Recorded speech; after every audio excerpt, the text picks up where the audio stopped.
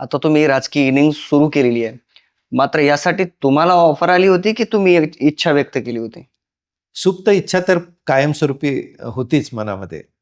परंतु जेव्हा आमचे आमदार आहेत महेशदादा लांडगे आणि पक्षाने हं, हं. जेव्हा माझ्यावर विश्वास दाखवला, त्यानंतर मग मी हे राजकीय प्रवास माझा सुरू करण्याचा निर्णय घेतला. बरं. मग भाजपच निवडण्याचं काय कारण? भाजप ही अत्यंत प्रगतिशील अशी पार्टी आहे. नेहमी सकारात्मक दृष्टिकोन, हं. टीका कितीही झाली तरी कृत्यातून त्याला उत्तर देणं ही जी काही विचारधारणा आहे, माननीय पंतप्रधान मोदी साहेब किंवा फडणवीसजी आणि आमचे आमदार हे नेहमीच सदैव आपण प्रगतिशील कसे राहू, समाज कसा प्रगती करेल याच्याबद्दलच नेहमी विचार करतात.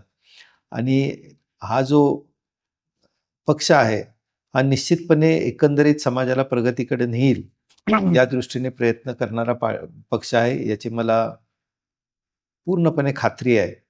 आणि त्या दृष्टीनेच आपण म्हणजे जेव्हा भारतीय जनता पार्टीकडून जेव्हा मला तशी संधी मिळते तर तिचा पुरेपूर उपयोग समाजाच्या उन्नतीकरता फक्त कसा करता येईल हाच मी त्यामध्ये उद्देश ठेवतो. डॉक्टर म्हणलं की सगळ्यांच्या समोर येतं की अत्यंत दिलासादायक डॉक्टर बोलत असतात आणि असं म्हणतात की पेशंट जर दवाखान्यात गेला तर डॉक्टर एकदा बोलले की अर्ध तिची बिमारी गायब होऊन जाते. आता तर विरोधक तुमच्यावर टीका करणार आहेत इलेक्शनमध्ये उभं राहिल्यामुळे. तर तुम्ही सुद्धा त्यांच्यावर टीका करणार की काय? कसं उत्तर असेल? नाही, टीका करून काहीच साध्य होत नाहीये याची मला खात्री आहे. सकारात्मक दृष्टिकोन ठेवूनच मी या राजकारणामध्ये उतरणार आहे. इवन भविष्यामध्ये सुद्धा जर समजा म्हणजे मला जर मी निवडून आलो आणि पुढच्या कुठलाही जी काही राजकीय प्रवास आहे त्यामध्ये एकदा आपण निवडून आलो, एखाद्या सदनाचा आपण जेव्हा सदस्य होतो त्यानंतर आपण फक्त आपल्याला ज्यांनी मतदान केलंय त्यांचीच कामं करायची हा दृष्टिकोन मी कधीच ठेवणार नाही. एकदा तुम्ही निवडून आला की तुम्ही फक्त तुमच्या पार्टीचे नाही राहत, तुम्ही त्या प्रभागाचे तुम्ही प्रतिनिधित्व करत असता. त्यामुळं अशा वेळेला राजकारण नाही करणार, त्यामध्ये फक्त प्रगतिशील असंच कार्य करत राहणार असं मला वाटतं. तुम्हाला असा कुठला राजकीय नेता आहे कुठल्याही पक्षाचा की तो तुम्हाला आवडतो आणि त्याप्रमाणे तुम्ही काम करण्याचा प्रयत्न कराल? आमच्या दृष्टीने आदर्श म्हणजे डॉक्टर बाबासाहेब आंबेडकर हेच माझे सर्वात आदर्श. आमचे ते म्हणजे आमचा बाप आहे तो, असंच आम्ही म्हणतो.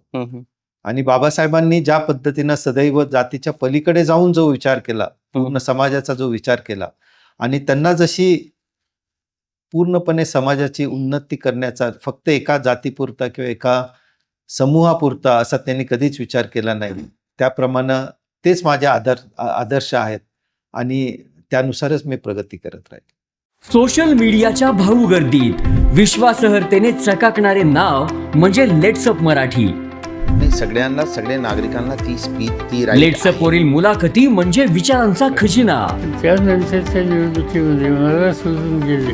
बातम्या केवळ वस्तुस्थिती सांगणाऱ्या, न प्रोपगंडा, फक्त जनतेचा अजेंडा. क्योंकि आने वाला कल जाने वाला है, जाने वाला कल आने वाला है. राजकारण, मनोरंजन असो की क्रीडा क्षेत्र, महाराष्ट्राची स्पंदने संवेदनशीलतेने टिपणारे माध्यम म्हणजे लेट्सअप मराठी. जगासोबत एक पाऊल पुढे राहण्यासाठी लेट्सअपचे ॲप, सोशल मीडिया आणि वेबसाईट सोबत कनेक्टेड रहा.